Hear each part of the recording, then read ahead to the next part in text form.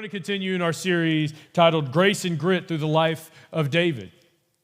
And if you remember, we talked a couple weeks ago about what the words, they have meaning, and we kind of got to pay attention to that. That our life, if we're just going to go through life, and we see it in David's life, but in our life we can agree that it requires a little bit of grace and it requires a little bit of grit. A little bit of grace is unmerited, unwarranted, undeserved favor from the Lord, right? So it requires a little bit of grace. We need that grace, and it requires a little bit of grit, which is when things don't go well, sometimes we have to keep pushing. When the Lord may not answer in the timeline that we want him to, we have to keep pushing. We have to keep going. Grit is the will and the faith to press on. So as we continue this series and we kind of look through the life of David, we see that in his life. A little bit of grace of the Lord in ways that he just needed God to show up. He showed up. And a little bit of grit for when God didn't show up the way he wanted and expected. He had a little bit of grit to keep pushing and going through life. Now, let me ask you guys a question. Has anybody ever had a moment where somebody wronged you and you wanted to lash out? Anybody? Honest people in the house today? Okay.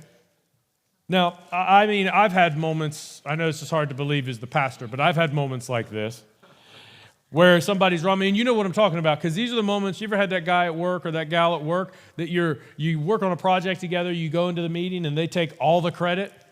What do you want to do when you finish that meeting? You want to punch them in the face when you walk out of the meeting, right? You don't want to do it in front of your boss. You want to punch them in the face when you walk out, right? And you don't do that because you go to New Post and we don't punch people in the face after meetings here. So I appreciate you not doing that, and I haven't read your name in the paper doing that. But the thing is that we feel that way. Like when somebody wrongs us, our response is, I want to get revenge. And maybe it happens at work, but isn't it true that it happens in family life too? Somebody has wronged you somehow in your family. Maybe you've gone down a certain path and you wanted to go through this career, and since then your mom didn't approve or your dad didn't approve or some uncle didn't approve, and so they started to shun you, they started to treat you poorly, and you just sat back going, what is wrong with you? And so the response, and this is always our response, it's at least our first response, is I'm going to get even. I'm going to set them right. Because and then here's the gross part. Culture gives us the excuse to do that. Culture tells us all the time that, hey, you just got to get revenge. You just got to get even. Because you know what? They did it first, right? My boys fight all the time. And it always comes down to they did it first. Dad, he pushed me first. Dad, he punched me first. Dad, come on. You can't let me, and I'll hear this, you're going to let him talk to me like that, Dad? You're going to let him hit me, Dad? Yes, because you can work it out. But at the same time, that doesn't give you the excuse to treat them poorly. Now, pause for a second. We all agree that we raise our kids that way. But when it comes to us, we say, no, you don't understand. Because the way they treated me, the way they wronged me, what he said, what she said, oh my goodness, if it had happened to you, Brandon, you would have been flying off the handle. Probably.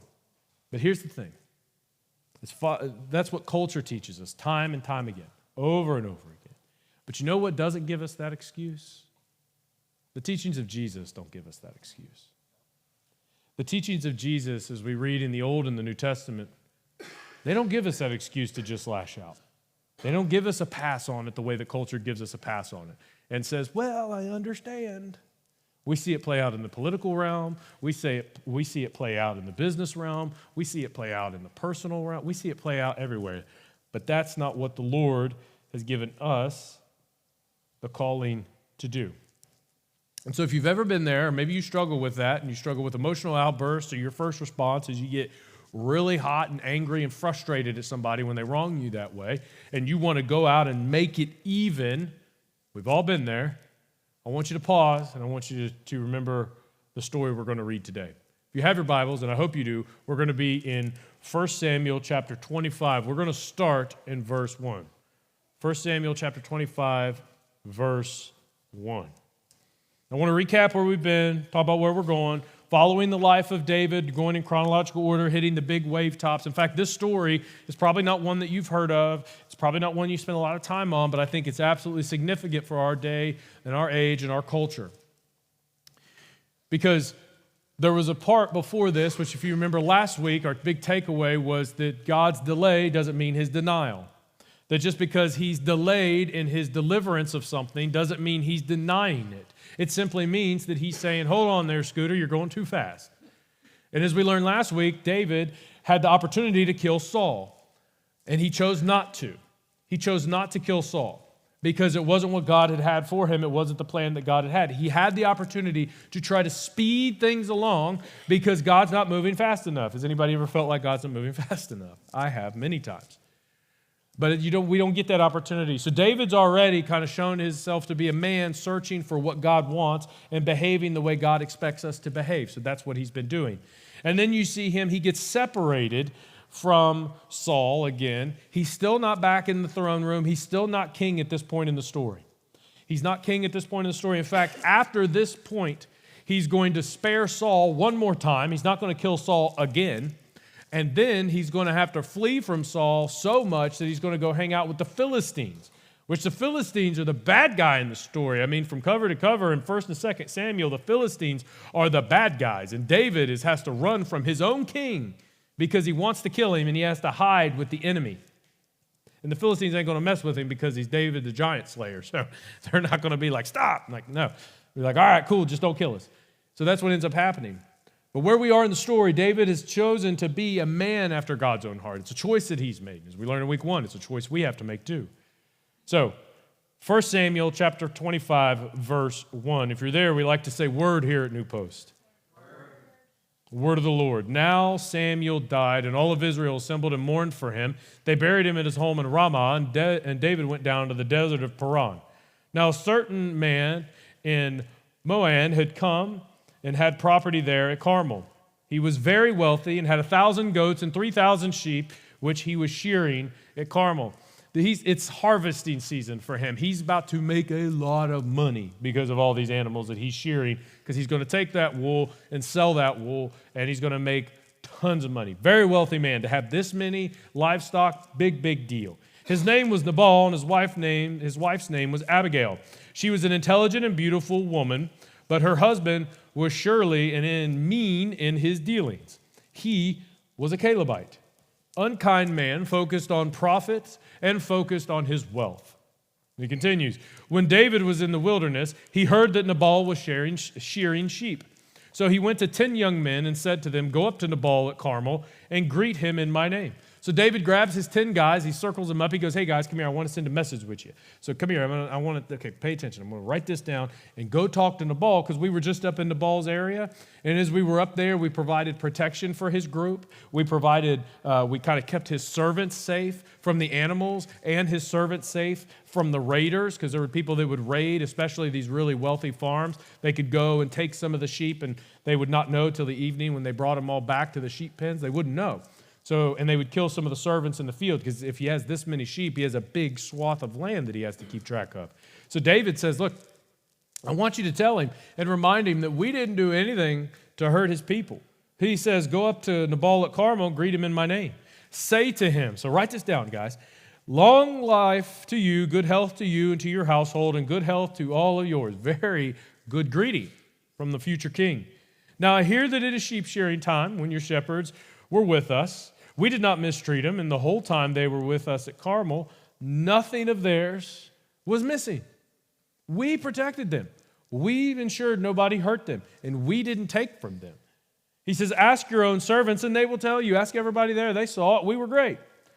Therefore, be favorable towards my men, since we have come at a festive time. In other words, you're making a lot of money right now, Nabal. We know how much money you're about to make, and we know how big your farm is, and we know you don't need all that money.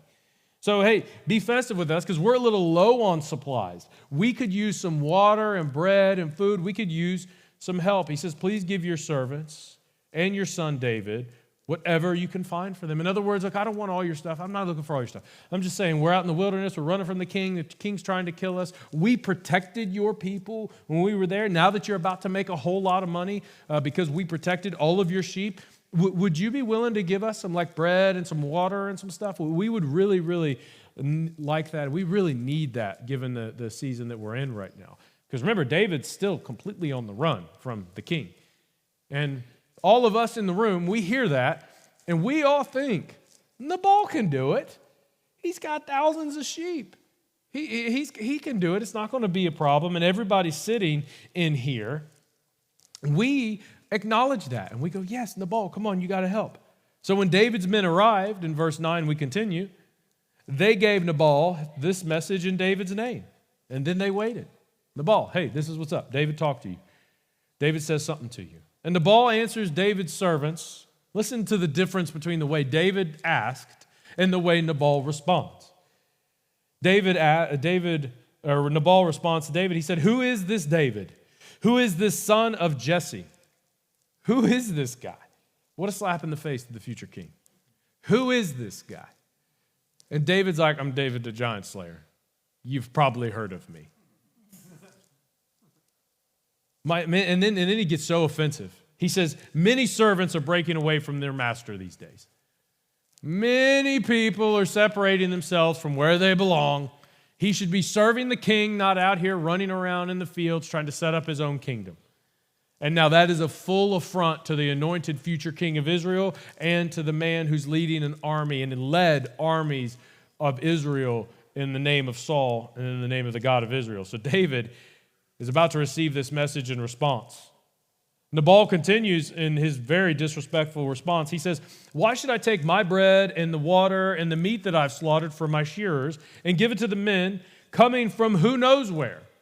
Why should I take the extra that I have and give it to them? David would say, because we protected you. It's like, why should I do that? I shouldn't give that to them. And so David's men turned and went back, and when they arrived, they reported to David every word. And you can imagine, David had the same response that all of us have after somebody takes credit for something that you did in the meeting. Except David, his response was, strap on your sword. They forgot. He's the warrior king, the giant slayer, who's led armies of Israel against the Philistines and won battle after battle after battle. And he tried to play nice guy before, just like you've tried to play nice guy at work before, just like you've tried to play nice guy before. Right? And finally, he's had enough, and you've had enough. They've disrespected you for the last time. They've treated you that way for the last time. And by golly, strap on your sword, right? We all have that. That's right. The first response is like, oh, girl, it's on. Right? That's David right now. He is like, boy, strap on your sword. So they did. And David strapped his on as well, which is a big problem because he is a warrior and everybody knows about him. About 400 men went up with David. Now remember, David only sent 10 to start with. But now that they have ticked him off, 400 warriors are coming to settle the score with a farm. He's mad, okay? He is furious. He is upset, and he is going to get even. Now, show of hands, has anybody ever had this moment, strap on your sword, before? I'll be honest, I've had a few, right? I've had a minute where there's been time like, we ride at night, boys, get in there. Like, I mean, it is like, I am done with them, right? And my wife is the type of person where sometimes she goes, you right, honey, we riding at night, right? I mean, sometimes you just need, like, you know, the saying, little bit of hood, little bit of holy, little bit of hood coming out in David right now. He is upset, and he is ready. He is ready to take them on and ready to go. He is furious, and he's going to show them and teach them a lesson because nobody else is, and David needs to take care of it. Now, let's pause for just a second. Before we go too much further, I don't want to distance ourselves from this because we just read Nabal's response. And this is not the point of the message, but I would be remiss if I didn't stop and just stay here for just a second. Nabal is obsessed with his wealth, and his wealth has become an idol. And at this time, right now, he has the opportunity to take the extra that he has and help David with whatever he can. He has the opportunity to do that. And for many of us, if we aren't careful, we can become Nabal. Because I don't know if you know this, but if you're a follower of Jesus, everything you have is not yours. If you claim to be a follower of Jesus, he's very clear about it in the New Testament and in his teaching that everything that you have belongs to the Lord. And there's an expectation in the New Testament and across the Old Testament as well that the extra that you have is meant to help those around you. And he's very clear about that. In fact, he even says it's not yours, it belongs to the Lord. And see, here's the thing. We're not as malicious as Nabal, but we can have the same attitude of Nabal sometimes because we have our extra and we keep it. And we keep our extra because nobody cares about us, right? That's the initial thing. You wouldn't say that out loud, but that's how you feel. You have to protect the extra. So you get the extra, you put it in this nice little thing, and then you keep it for yourself. And Jesus doesn't say you have to give all the extra away, so I'm not one of those preachers, but I am saying that you've got to get to the place where you're saying, you know what, if I have a little bit extra, let me help a little bit extra. And Nabal is refusing to do this. And our impetus, and the reason we do it is because we go, look, nobody else cares about me. But Jesus tells us that that's not true. Because in the Sermon on the Mount, he gets his attention of everybody, and he says, hey, you guys see the birds flying in the sky? And they go, yeah, we see the birds. He's like, do you see them labor and work and sweat and everything else? Like, no. We just see them land on the ground and eat stuff. And he goes, isn't that amazing how they just land on the ground and eat stuff? It's like, yeah. He goes, well, that's how the Lord provides for you. If the Lord provides for the birds, he's surely going to provide for you. And then he takes another one. He takes it a step further, and he points at a flower on the ground. He says, you see that flower? They all look and they go, yeah, we see the flower. And he goes, have you ever seen that flower work hard? Have you ever seen that flower sweat and stress about where its next meal's coming from or be concerned about that stuff? And they're all like, no. And he goes, that's the way it is. Your heavenly Father provides for the flower. And aren't you more, and this is the most powerful part, he looks at all of his followers and he says, wouldn't you say that you're more important to God than the birds and to the flowers? And everybody goes, yeah. And so Jesus says, so it is with the kingdom of God, that the Lord will provide for you. So don't worry about tomorrow, because tomorrow has enough to worry about itself. You worry about and focus on today, and trust that the Lord's going to provide for you. And so Nabal had no trust that the Lord was going to provide for him. And Nabal's holding on tight to his little extra. And here's the deal. We have to do things in our life sometimes to ensure we don't become like Nabal. You know, my wife and I, we've set a goal to have a little bit extra set aside that's just our generous fund. We have our giving that we give to the church. You know, we do the tithing and all of that, but then we have a little bit extra that we keep separate. And it's because to prevent this attitude from taking hold, to prevent this spirit from getting a hold of our life, and reminding ourselves consistently that it's not ours. That if we have a little extra, we're going to give a little extra. When a David shows up at our house and knocks on the door and says, we need help, you know what? Brother, we have got help, and we will help in any way that we can. When somebody shows up and says we try to help. And so sometimes, that's not the point of the message. It's just, I got to stop here for a second. Sometimes we can allow our wealth to become our idol. And when that happens, we are in dangerous waters, because we will miss the calling of God and we will miss the opportunities of God because we refuse to give a little bit extra when we have a little bit extra. So that's not the point of the message, but I would be not a good pastor if I didn't stop and just spend a little bit of time talking about this. And David is furious at this because he knows this as well. He knows how much money he's going to make. Remember, David was a shepherd boy. He knows how much money he's going to make. He knows how much wealth he has. He saw the farm. He's like, he's going to have enough. He can give us some. We're out of food and water. He can help us out here a little bit. And that's not what happens. So David is ready to go, sword strapped on, ready to kill. He's marching down, and he's going into the valley, and he's going to go up the hill, and he's going to kill everybody in the farm. The appropriate response that we would assume. Now, Abigail, she hears what happened. Her servants come to her and say, ma'am, your husband, he said some dumb things to the king, and we're in trouble. And she goes, that idiot. And so she gathers the extra stuff. She gathers the food and the water and all that. She puts it in the carts, and she gets her ladies and her servants like, come on, we need to go talk to David. Bring the water. No, shut up. I don't care about Nabal. Put the water in the back of the truck. We're going in the pickup truck. We're going to meet him in the field, and we're not going to stop. We're just shut up and put it in there, right? That's where she's at. And even the servants looked at her and said, look, he was great. David's men were great. We don't know what Nabal was talking about. We don't know why he treated them that way. His men were great. They protected us. They provided for us. I mean, we should help them. Ma'am, we have extra. We should absolutely help them. And so she says, okay, in order to avoid this disaster, she reacted quickly. She took 200 loaves of bread, 2 skins of wine, 5 dressed sheep, 5 sheaves of roasted grain, hundreds of cakes of raisins, hundreds of cakes of figs, and loaded them on a donkey. They asked for just bread and water, and she's like, oh, no. You're not just going to get bread and water because you guys did amazing things for us. You protected us, and we don't want to die. So put all that in the back of the pickup truck. We need to go. So she gets her little convoy out there, and they come down and meet in the valley. And she sets out to fix the problem that her husband caused. Ladies, do not look around right now. And just be generous to us today. David had just said in verse 21, David had just finished saying, it's been useless, all my watching over this fellow's property in the wilderness, so that nothing of his was missing. And he paid me back evil for good. Has anybody ever been paid back evil for good before? You are in line with David. You have experienced what David has experienced right now. And so he continues, may God deal with David, be it ever so severely, if by the morning I leave one male that belongs to that farm alive. I'm killing everybody, scorched earth, ticked off at the world, right? The appropriate response. And if we're just being honest, we've been there. Isn't it true that you hit moments like that where somebody wrongs you and your first response is burn them all? Done. Scorched earth from the top to the bottom, we are done, right? And so David's in that place right now. He's there.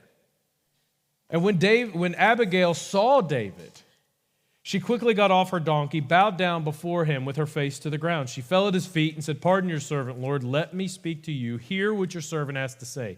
Please, she says, pay no attention to my husband, that wicked man Nabal. He is just like his name, which means fool. And folly goes with him. And as for me, your servant, I did not see that the men of my king sent. So she says, look, dude, I didn't see it. He's a knucklehead. If I would have known, this wouldn't have happened. If I would have known, the raisins would have been here, the food would have been here. I didn't know, so here we are. He's a knucklehead. He made a mistake. It's whatever. I've seen you protecting us. I remember what you did. It was amazing. The servants remembered what you did. Please, please, please take this gift. And now she continues. She has a long discourse here, and this is one of the longest passages of a woman speaking in the Bible. And now, my Lord, she says, as surely as the Lord your God lives and as you live, since the Lord has kept you from bloodshed and from avenging yourself with your own hands. Notice she assumes he's done not going to fight now. He's got 400 dudes behind him, and she shows up, and she just assumes, this is a masterclass in communication, she just assumes he's done. And it's speaking to him that way. She says, look, since the Lord has kept you from avenging yourself with your own hands, may your enemies be like all those who are intent on harming you. My Lord, be like Nabal. Then anybody that stands against David, let him be called a fool. And let this gift which your servant has brought to my Lord be given to the men who follow you. Please forgive, she continues, because she's a little bit presumptive here. Please forgive your servant's presumption. The Lord your God will certainly make a lasting dynasty for my Lord because you fight the Lord's battles. David, you fight the Lord's battles. This is not a Lord's battle. David, you do what the Lord calls. This is not what the Lord calls. Notice how she's communicating here. And no wrongdoing will be found in you as long as you live. Even though someone is pursuing you to take your life, the life of my king, referring to David, will be bound securely in the bundle of the living by the Lord your God. But the lives of your enemies, listen to how smart she is. She's so smart. The lives of your enemies will hurl away as from the pocket of a sling.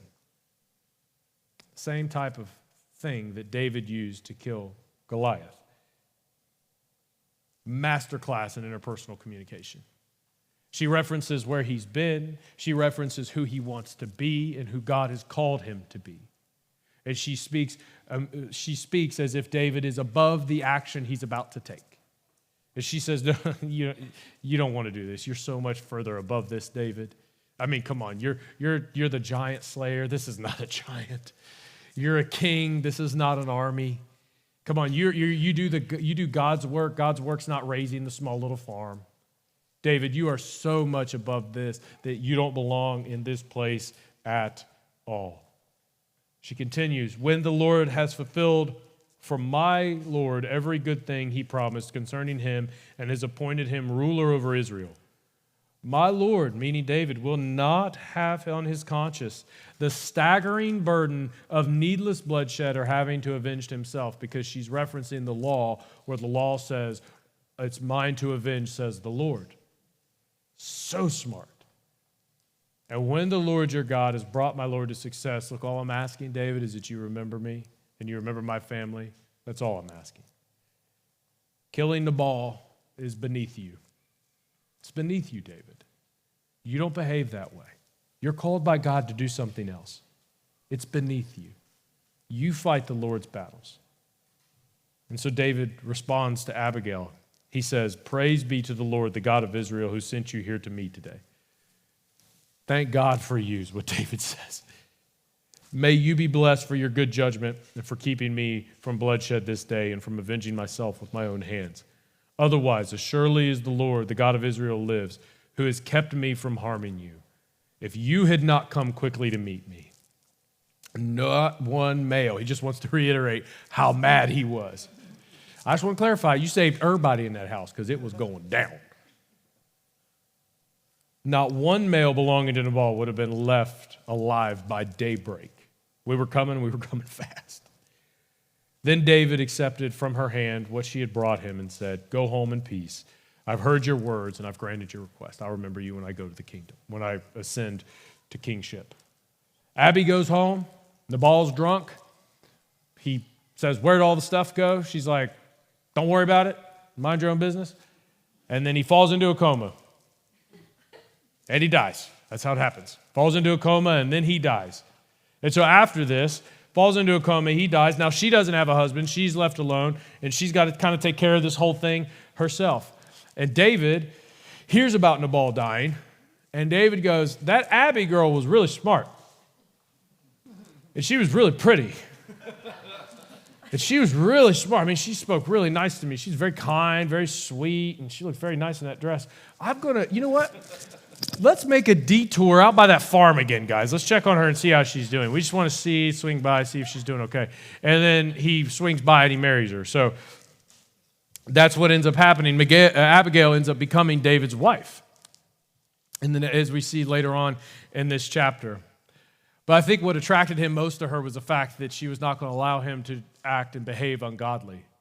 Gentlemen, if I can be so brash for just a minute, if your wife is trying to guide you to not behave ungodly, you should listen to her.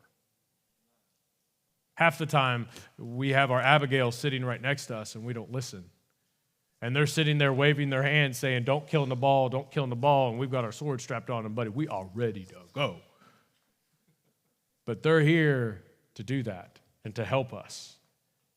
And see, it's not just for the men, for the ladies too.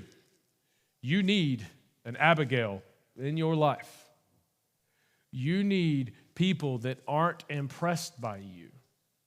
You need somebody who has permission to come alongside you and say, don't do that. Because if you do that, you're stepping outside of the will of God. And if you do that, when you're stepping outside of the will of God, it's going to hurt you. You need somebody who's going to come to you and say, that is beneath you. That is not what God has called you to do. And it's not just men that need this. Everybody needs this. We need a level of accountability. This is why I talk so much about community here in this church, and why I say you need to get connected into a group, you need to get connected into a serving team, because that's where the community happened, where you get surrounded by people who are not impressed by you at all. I have this in my own life. I have pastors who are not impressed by me at all. Like, they're not impressed by my biblical knowledge because they have way more. They're not impressed by what's happening here at the church because their church did it too. They're not impressed. They're sitting there and they are looking at me and they are concerned about me and they love me. And they'll stop and they'll say, you're about to do something dumb. And because I'm so stubborn, I ask why. And I press back, and I go, it's probably not as dumb as you say it is. And then they go, no, it's really dumb. And then I go, you're probably right, it is really dumb. I've given my wife permission to do this in our relationship, where if I'm about to do something really dumb, she says it just like that, Brandon, that's really dumb. And again, I press back and go, why is it really dumb? And here's what's amazing about what David did. David had the humility to listen. That's where we need to be. If we want to be people after God's own heart, yes, we need to worship in the field. Yes, we need to make sure we don't think God's delays or his denials. That's true. But we need to have Abigails in our life that will come alongside us when we are running hot emotionally, because none of us make good decisions when we're emotional. That when we're running hot emotionally, we're frustrated, we've been hurt, and we have a response, and by golly, they're going to get it. We need somebody to come alongside us and say, hey, hold on, time out, stop for just a second. This is beneath you. This is not what God has called you to do. You're a warrior for the Lord. You stand on God's principles, not your own. You stand for the benefit of the Lord and his kingdom, not your own benefit. And yes, culture says it's okay to go ahead and get revenge, but the Lord says that it's not. And what you're about to do is not a good decision. Because you listen to me, you can't do this alone. You're not designed to do it alone. You need a group of people that are close to you, that love you, and there's not going to be a lot of them. There's just going to be one or two that are going to be your Abigails, that are going to come alongside and say, pull it together, fix yourself. David couldn't do it. He needed her.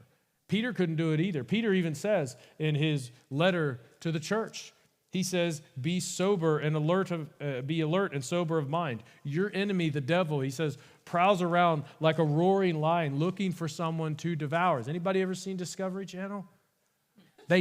What's the one thing they go after? The one gazelle that's separated from the entire herd. The one who's running around all by itself, frolicking, looking majestic, and then roar, lion gets him. We've seen it dozens of times on Discovery Channel. At least I have. That's why I'm using that metaphor. Peter did too. That's why he said it. Because the thing is that you need to have a group of people, and again, it doesn't have to be a big group, but you need people in your life that you've given permission to say, hold on, Scooter, that's stupid. You just need somebody that has the permission to come on and say, wait a second, that's not wise. That's going to hurt you. That's going to grieve the Spirit of the Lord. That's going to grieve your own self later on. That is, if we could just use the church word for a second, you need somebody to come alongside you and say, that's a sin and you should stop. It's called accountability. It's called discipleship, and that has to happen. But it only happens when you have people who are not impressed by you. Abigail was a peacemaker, and Jesus talks about peacemakers. He said, blessed are the peacemakers, for they will be called children of God. So let me ask you this. Would there be anything different in your life, or what would change in your life if you had had an Abigail at different points? If you had had an Abigail come alongside you when you were making that dumb decision that you know you have, we all have them, when you made that decision and Abigail came alongside you and said, don't do that. That's going to hurt you. That's going to hurt people. That's going to hurt you further down the line. That's going to hurt your legacy. That's going to hurt the way that you have your relationship with your kids. That's going to hurt our marriage. That's going to hurt your team at work. What would be different in your life if somebody was an Abigail to you and was able to come next to you and say, I love you, don't do that? And if you're an Abigail in the room and you've been given permission to do that for somebody, don't talk like a grumpy old church person. Talk like Abigail, where she referenced who David was called to be. She referenced what God had done in David's life. She referenced where David wanted to go and who he wanted to become and the type of person he wanted to be. And she looks at him and says, you don't want to do that because you don't want to be that kind of leader. You don't want to be that kind of king. You don't want to be that kind of man. That's not what God's called you to be. Because you need an Abigail. So this week, my challenge for you as we wrap it up here is I want you, dearly, dearly I want you, because I figured this principle out way too late in life. I want you to have an Abigail. Maybe that's your spouse. And if it's your spouse, shut up and listen sometimes. Gentlemen, shut up and listen sometimes. And if it's your spouse, give them permission. If it's other mentors in your life, give them permission. Call them up this week. Send them a text. Hey, I want you to call me out when I'm behaving ungodly. I want you to call me out when I'm not doing the things that the Lord has called me to do. I want to be this kind of person, and I want to behave this kind of way. And when I'm not doing that, I give you permission to call me out and say, that is wrong, and you need to stop. Because when you're able to do that, things change in your life. Again, what mistakes could you have avoided if you had Abigail right next to you? Stopping. Hey, hold on. I love you, but it's not good for you. I love you. It's going to hurt you. And they would say it in a kind way. So that's my prayer for everybody today. With that, I would love to pray for you. Lord, thank you so much for your grace and for your mercy. Thank you for the story of David and Abigail that you ensured was recorded in your word. Lord, thank you for your word that pierces our hearts and changes our hearts, shifts our behavior to be more in line with you. Lord, let us heed these lessons today. It's like I said, it took me way longer than what I wanted it to. And I wish I had this when I was in my 20s. Somebody who was close to me that I trusted as a good spiritual person and leader that could stand next to me and say, Brandon, that is a stupid decision. And Lord, help us have a spirit like David, a humble spirit to listen to what's being said, a humble spirit that's going to receive the gentle, loving correction to pull ourselves back to center. Even though we may kick and scream and fight and not like it and feel uncomfortable with it, knowing that it's right, Lord, we pray that your Spirit would come with us, guide us to be people that listen to Abigail, that we would find ours and put them next to us and give them permission to change our life. So, Lord, help us do that this week. Help us do that as we walk out of these doors. Lord, to you be the glory. We love you. We give you all the praise. The church said, Amen. Amen.